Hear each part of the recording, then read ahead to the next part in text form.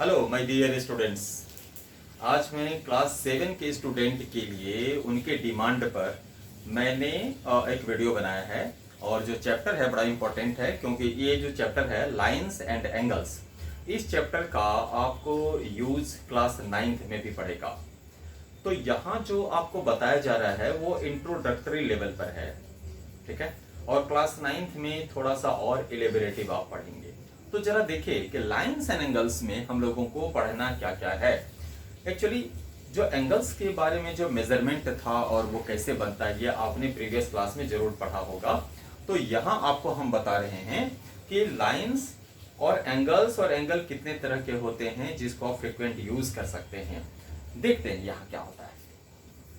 सबसे पहले आपने प्रीवियस क्लास में पढ़ा ही है, बट फिर भी मैं थोड़ा सा आपको ये बता दूं, रिलेवेंट है इसलिए। एंगल का फॉर्मेशन कैसे होता है, तो ये है रे। ये रे है। रे किसको कहते हैं आप सबको पता होगा कि एक ऐसा लाइन का एक ऐसा पार्ट है ना, this is part of line, जिसका वन एंड पॉइंट होता है और दूसरा एंड पॉइंट नहीं होता है। ये जो मैंने ए लिखा है ये एंड पॉइंट नहीं है, उसको नाम देने के लिए कि जिसको कन्वीनियंट हो जाए थोड़ा बोलने में, इसीलिए हमने यहाँ ओ ए दिया है, अदरवाइज ये रे है। अगर मान लीजिए यहाँ पर मैं इसको पकड़ के रखता हूं और इस रे को यहाँ ऐसे खींच के ले जाता हूं इस तरह, तो ये हो गया P। तो ये था first initial position of this रे और ये इसका फाइनल पोजीशन है रे का। तो इसके बीच में ये जो डिस्प्लेसमेंट हुआ, सेंट्रल डिस्प्लेसमेंट, यहां से यहां, इस सेंटर पर जो डिस्प्लेसमेंट हुआ दिखाई दे रहा है, इसी को हम लोग एंगल कहते हैं। इसी को क्या कहते हैं? एंगल। ओके। अब इस एंगल को नाम कैसे देते हैं हम लोग? अच्छा, ये जो है ये रे, इसको कहते हैं आर्म। इसको भी हम लोग क्या बोलते हैं? आर्म। इसको क्या बोलते हैं? इसको बोलते हैं वर्टेक्स, है ना।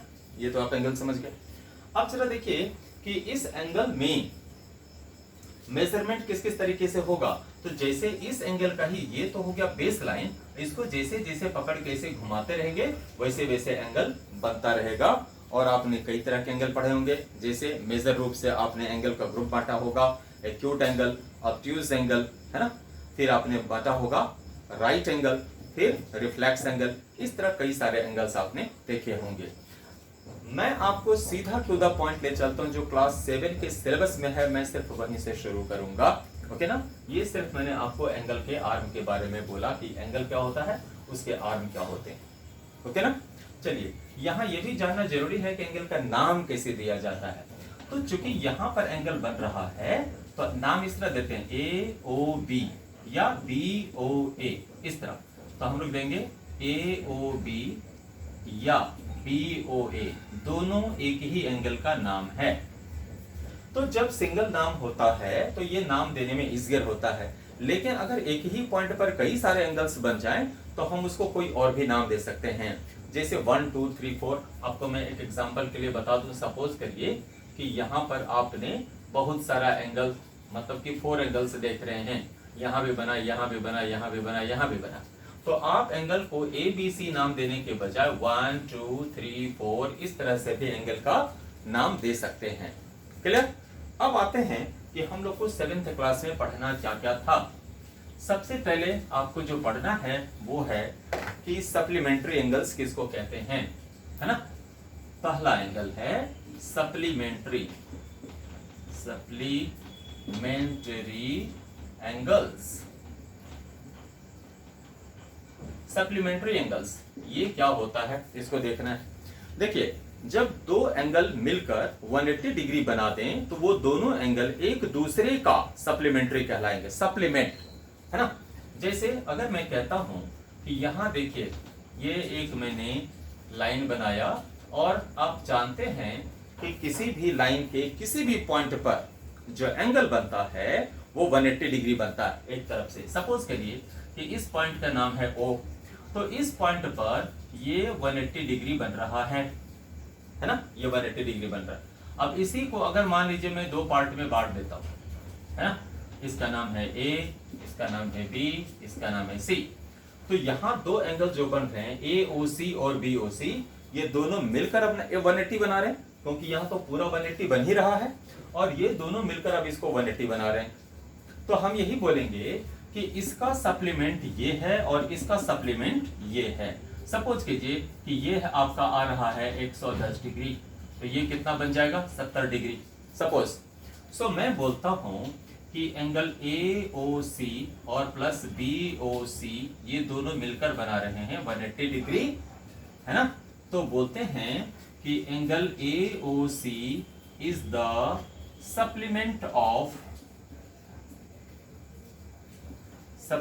Of angle BOC। ये AOC जो है ना, ये इसका सप्लीमेंट कहलाएगा। AOC सप्लीमेंट ऑफ इसका, क्यों? क्योंकि जब तक इसमें 110 में ये ऐड नहीं होगा तब तक ये 180 नहीं बना सकता है, इसलिए। और जब तक 70 में 110 ऐड नहीं होगा तब तक वो 180 नहीं बना सकता, इसीलिए ये एक दूसरे के पूरक हैं, पूरा करने वाले हैं। तो इसको हम लोग बोलते हैं AOC is the supplement of BOC and angle BOC is the supplement of angle AOC। ठीक है जी, यहां तक तो समझ गए। अब अगर हमको देगा सप्लीमेंट निकालने तो कैसे निकालेंगे ये भी समझना है। चलिए मैं अभी इसको मिटा रहा हूं। मान लीजिए कि आपसे पूछा जाए, क्वेश्चन कि what is the supplement of 50 degree. आपसे पूछा जा रहा है कि what is the supplement of 50 degree. तो क्या करेंगे हम लोग, इसका सॉल्यूशन क्या लिखेंगे या आंसर क्या लिखेंगे supplement of 50 degree is equal to, क्या करते हैं, जिसका सप्लीमेंट निकालना होता है उसी को 180 डिग्री से माइनस कर देंगे। ये याद रखने वाली बात है। तो हम क्या करेंगे 180 degree minus 50 degree is equal to what 130 degree. ये हो गया आंसर। जब आप एग्जाम में क्वेश्चन बनाते हैं या आप अपने होमवर्क कॉपी में जो बनाते हैं सॉल्यूशन, एकदम इसी लैंग्वेज को फॉलो करिए। ये बहुत ही आसान है, टीचर के लिए पढ़ना समझना और आपके लिए भी। आपके लिए लिखना आसान, टीचर के लिए समझना आसान, है ना। बहुत सारे बुक्स में, प्राइवेट बुक्स में एक्स मानकर बताया जाता है। मैं यहाँ ये कहने वाला हूँ, मैंने कुछ बच्चों के नोटबुक्स देखे हैं, उसमें एक्स मानकर बनाया है। मैं समझता हूँ मेरे हिसाब से ये बेकार है, एक्स मानने की जरूरत नहीं है। आप एक लाइन में इसका आंसर बनाइए। ओके, कई सारे बुक्स में मैंने देखा है कि ये डिग्रीज भी एब्सेंट रहते हैं, नहीं लिखते हैं। हालांकि ये रॉन्ग नहीं है, बट मेरे ख्याल से ये सफिशिएंट भी नहीं है, अच्छा भी नहीं है कि अगर आप डिग्री का काम कर रहे हो और डिग्री लिख ही नहीं रहे, तो ये मेरे हिसाब से ठीक नहीं है, सुटेबल नहीं है। सो अगर आप डिग्री लिख रहे हैं तो डिग्री लिखना चाहिए, छोड़िए मत। ओके, तो सप्लीमेंट ऑफ इतना, तो कभी भी आप सप्लीमेंट्री एंगल किसी का भी निकाल सकते हैं। ये तो हो गया सप्लीमेंट, मेरे ख्याल से सारे बच्चे समझ गए होंगे। दूसरा एंगल, इसको बोलते हैं कंप्लीमेंट्री एंगल। कंप्लीमेंट्री एंगल, चलिए कंप्लीमेंट्री एंगल समझते हैं। अगर दो एंगल मिलकर 90 डिग्री बना दें, जैसे आप जान रहे हैं यहाँ AO और ये B, आप देख रहे हैं कि AO और BO एक दूसरे पे परपेंडिकुलर है और यहाँ 90 डिग्री बना रहे हैं। लेकिन अगर मैं कहता हूं कि यहाँ एक और एंगल ये है, मैंने ले लिया C। अब क्या हो रहा है कि यहाँ 90 ही था, अब ये और ये दोनों मिलकर कितना बना रहे हैं 90 डिग्री। सो यहाँ AOC एंगल और प्लस एंगल BOC ये दोनों मिलकर 90 डिग्री बना रहे हैं। तो ये दोनों एंगल एक दूसरे का कॉम्प्लीमेंट्री कहलाएंगे। ओके ना। तो हम लोग बोलेंगे कि AOC is complementary of angle BOC and BOC is complementary of angle AOC। Okay, और इसको डिफाइन कैसे करेंगे कॉम्प्लीमेंट्री एंगल्स को? बोलेंगे कि if two angles unite to form 90 degree then both the angles are called complementary to each other. आप इसी definition को याद रखिए, ये इजी टू अंडरस्टैंड है। ओके, ये हो गया। अगर यहीं पर पूछेगा, सपोज जैसे इस तरह मैंने क्वेश्चन लिया है, मैं यहां भी क्वेश्चन लेता हूं, पूछा जाएगा कि what is the complement of suppose 55 degree, है ना। यहां क्वेश्चन मार्क है, तो लिखेंगे सॉल्यूशन में क्या लिखेंगे, कॉम्प्लीमेंट्री ऑफ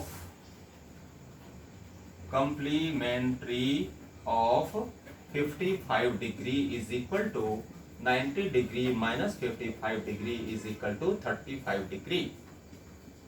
ठीक है ना, आप इसी तरह से इसको बनाएंगे। कॉम्प्लीमेंट्री का मीनिंग थोड़ा अच्छे से समझिए। सपोज कीजिए कि ये पेन कॉम्प्लीमेंट है, ये पेन कंप्लीट है पूरा। अगर मैं इसका कवर निकाल देता हूं, अब ये अधूरा हो गया। इसको पूरा करने वाला कौन है? ये cover. So cover is the complement of this pen and this pen is the complement of this cover. Because कि अगर इस कवर को भी अगर आप ऐसे छोड़ देते हैं अकेला, ये बेचारा फेंकाता रहेगा इधर से उधर, इसकी कोई औकात ही नहीं है, कोई वैल्यू ही नहीं है। तो जैसे ही कि इस पेन का सहारा इसको मिलेगा तो इसकी भी इज्जत बढ़ जाएगी, यह कंप्लीट हो। तो दोनों एक दूसरे की इज्जत बनाने के लिए यानी कंप्लीट करने के लिए काम कर रहे हैं। So both the parts are complement of each other. एक दूसरे का ये कॉम्प्लीमेंट, ये एक दूसरे का पार्ट है और एक दूसरे को पूरा करने वाले हैं, इसीलिए कॉम्प्लीमेंट कहलाते हैं। तो ये कॉम्प्लीमेंट्री एंगल मैंने विथ एग्जाम्पल समझा दिया है। जितना भी एंगल का आपको कॉम्प्लीमेंट निकालने को बोला जाएगा आप ऐसे ही निकालेंगे। जिसका कॉम्प्लीमेंट पूछा जाएगा उसी एंगल को 90 डिग्री से माइनस कर देना है। ओके, चलिए ये तो हो गया कॉम्प्लीमेंट और सप्लीमेंट। इसके बाद अब जरा जानना है कि एडजेसेंट एंगल क्या होते हैं। एडजेसेंट, देखिए एडजेसेंट का मतलब होता है बाय द साइड ऑफ, साथ में। जैसे आप बेंच पे स्कूल में बैठते हैं, आपके बगल में एक बच्चा बैठा है, तो आपके एकदम बगल में बैठा है, तो आपके जस्ट बगल में जो है वो आपका कौन है? एडजेसेंट में बैठा है। Ram is sitting adjacent to Shyam, Shyam के एडजेसेंट में वो बैठा है। और श्याम किसका एडजेसेंट में बैठा है? राम के एडजेसेंट में। तो क्या होता है कि मान लीजिए कि मैं एक एंगल बना रहा हूं, ये ठीक है ना, ओ ए बी, और यहां से एक एंगल ये बना है, एक एंगल बन रहा है, दूसरा एंगल बन रहा है। मैंने नाम दे दिया 1 एंड 2। मैंने आपको बोला था कि नाम दे सकता हूं इस तरह। तो मैं कहता हूं एंगल ए का एडजेसेंट एंगल कौन है? 2, क्योंकि इसके जस्ट बगल में है। और एंगल 2 का एडजेसेंट कौन है? एंगल 1। तो ये एडजेसेंट कैसे पहचाने, एक दूसरे के बगल में कैसे हो गया? क्योंकि एक आर्म इन दोनों के बीच में कॉमन है, ओसी। ओसी आर्म कॉमन है इन दोनों के बीच में। तो इसको डिफाइन कैसे करेंगे? लिखेंगे कि if one arm is common in between two angles then both the angles are called adjacent to each other. ये एक दूसरे के एडजेसेंट में कहलाएंगे। ओके, अब एडजेसेंट एंगल कई तरह के होंगे। जैसे आपने अभी जो सप्लीमेंट्री एंगल देखा है और कॉम्प्लीमेंट्री एंगल देखा है, ये दोनों एडजेसेंट एंगल ही तो थे, एक दूसरे के साथ थे। ओके ना, तो ये हो गया आपका एडजेसेंट एंगल। इसको डिफाइन करना है इसी तरह। कई बुक में ये दिया हुआ है कि if one arm and one vertex is common between two angles then they are called adjacent, ऐसा दिया हुआ है। लेकिन कई बार ऐसा होता है कि वर्टेक्स कॉमन नहीं हो पाता, इसीलिए वन आर्म ही कॉमन को समझना चाहिए। कुछ कैसे, मैं अभी दिखाता हूं। सपोज करिए कि मैंने एक रेक्टेंगल बनाया, मैंने एक रेक्टेंगल बना दिया। अब देखिए यहाँ A B C and D, यहाँ ये भी एंगल है और ये भी एंगल है। मैं कहता हूं कि ये दोनों एंगल तो एडजेसेंट ही कहलाएंगे ना। इस एंगल के बगल में या तो बी है या फिर डी है, तो इन दोनों के बीच में वर्टेक्स से कॉमन तो हो नहीं सकता। तो क्या कॉमन हो रहा है? आर्म। इसीलिए जो फाइनल ये डेफिनेशन होगा, या ये कह लें कि जो बेहतरीन डेफिनेशन होगा वो यही होगा कि दो एंगल के बीच में अगर वन आर्म कॉमन हो जाए तो वो दोनों एंगल एडजेसेंट एंगल कहलाएंगे। अब ये यूनिवर्सल हो गया, अब ये किसी भी फिगर पे लागू हो जाएगा, इसीलिए हमको इसी डेफिनेशन को याद रखना पड़ेगा। एडजेसेंट एंगल कई तरह के हो सकते हैं, एज भी कंडीशन हो सकता है, ये भी हो सकता है, कोई और भी कंडीशन हो सकता है, लेकिन वन आर्म को ही कॉमन हमको देखना पड़ेगा। ओके, चलिए एडजेसेंट एंगल समझ गए। अब जो एंगल आपको देखना है वो कौन सा देखना है? Linear pair, one of the most important, बार बार इसका यूज होता है, लीनियर पेयर। तो लीनियर पेयर क्या है? देखिए, जिसको आपने भी सप्लीमेंट्री बोला था, लीनियर पेयर। देखिए ये है एक लाइन, मैंने बोला इसके किसी भी पॉइंट पर, सपोज करिए यहाँ ए है, ये बी है, ये ओ है, इसके किसी भी पॉइंट पर मैंने कितना बोला, कितना डिग्री का एंगल बनता है? 180 डिग्री का, है ना। अब इस 180 डिग्री पर अगर मान लीजिए कि दो एंगल ने मिलकर इसको बनाया, है ना, सी, तो यहाँ AOC और BOC इन दोनों ने मिलकर इसको 180 बनाया, तो ये दोनों कहलाएंगे लीनियर पेयर। लीनियर बनाने के लिए पेयर बन रहे हैं, मतलब पेयर में ये एंगल आए, पेयर मतलब टू एट ए टाइम, दो एंगल एक साथ जो है वो पेयर कहलाता है। तो दोनों एंगल ने मिलकर यहां पर 180 बनाया, इसीलिए ये लीनियर पेयर कहलाएंगे। इसी को सप्लीमेंट्री भी कहते हैं, ओके ना। तो दोनों सप्लीमेंट्री और लीनियर पेयर एक ही एंगल के दो नाम हैं, मतलब एक ही सेट के दो नाम हैं। तो यहां आप जब भी लिखेंगे AOC plus angle BOC is equal to 180 degree, तो कई बार आपको रेफरेंस देना पड़ेगा, रीजन देना पड़ता है, तो हम लोग क्या लिखेंगे, लीनियर पेयर। Linear pair. कुछ बच्चे क्या करते हैं, शॉर्टकट में LP लिख देते हैं, वो भी चलेगा, क्योंकि टीचर बच्चे कह रहे थे कि सर अगर टीचर को पता नहीं चला तो हमने अगर शॉर्टकट में LP लिख दिया और सर नहीं समझ पाए तो आप चिंता मत कीजिए, सर को सब समझ में आता है।